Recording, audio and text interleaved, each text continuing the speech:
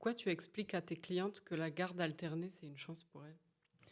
Pourquoi j'explique à mes clientes que la garde alternée, c'est une chance pour elles? C'est parce que tout simplement, si elles ont, un conjoint qui est totalement capable de s'occuper des enfants, avec les mêmes capacités, éducatives, qu'elles, c'est une chance parce qu'elles vont pouvoir, voir grandir leurs enfants de manière épanouie, à travers la résidence alternée, donc chez chacun des 2 parents. Leurs enfants vont pouvoir se construire, correctement, sereinement, autant chez papa que chez maman.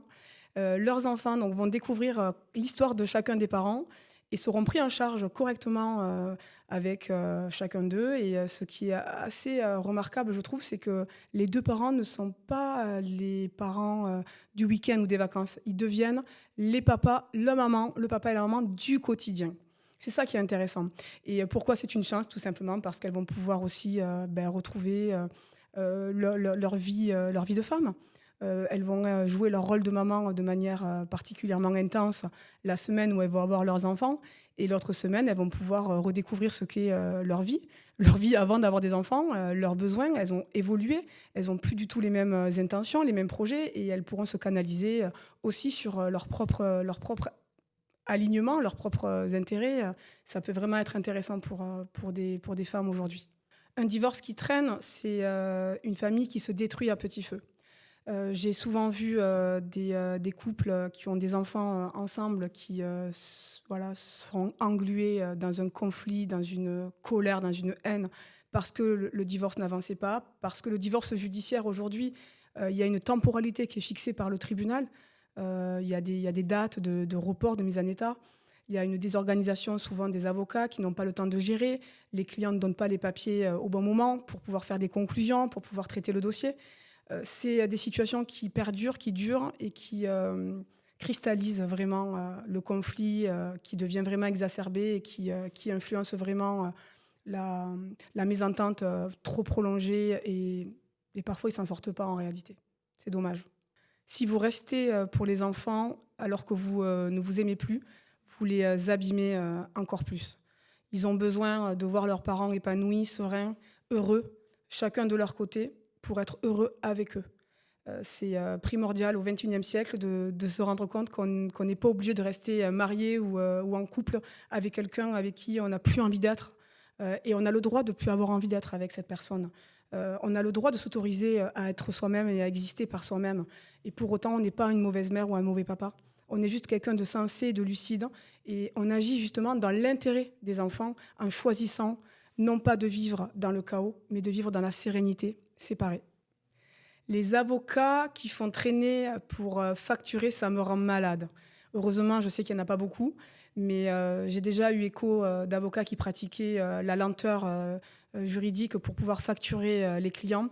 Ça me débecte totalement parce que ça les détruit. Ça détruit, leurs clients, ça détruit, l'image et l'histoire du couple, à travers, une lenteur, de traitement de dossier et ça influe forcément sur l'avenir, de leur relation et de celle de leurs enfants. Les pensions alimentaires mal calculées, c'est une condamnation à vie.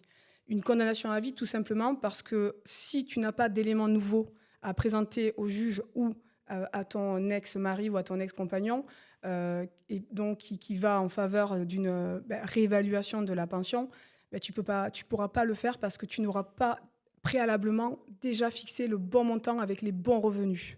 À part si les revenus de ton ex ont augmenté et les tiens ont diminué. Mais si vous êtes dans la même situation financière, en fait, ça ne sera pas possible de la réévaluer si elle a été sous-estimée au départ.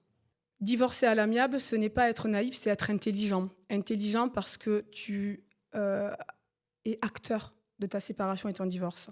Tu ne laisses pas un juge décider à ta place. Tu es celui ou celle qui va dire voilà, c'est fini, on ne s'aime plus, on ne veut plus être ensemble, et pourtant on décide quand même de se respecter et d'être digne en fait jusqu'au bout.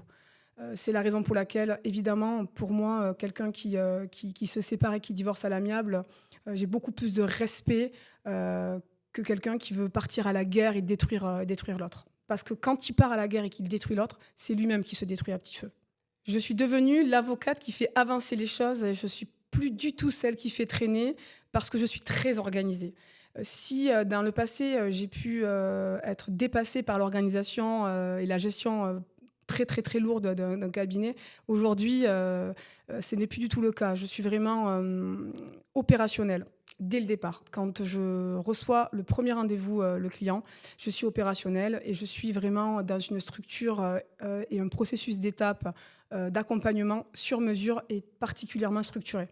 Je ne fais jamais traîner mes dossiers. Au contraire, je suis même celle qui va relancer les clients parce qu'il y a une pièce qui ne m'a pas été donnée, qui m'est fondamentale pour travailler, parce que je ne suis plus du tout au courant si la maison a été vendue alors qu'elle a été vendue, mais le client est tellement bien dans sa life qu'en fait, il oublie de me le dire. C'est assez incroyable. Donc vraiment, je fais partie de ces avocats qui sont très structurés, très encadrés et qui ne font pas traîner les dossiers dans l'intérêt, bien sûr, des personnes qui nous font confiance.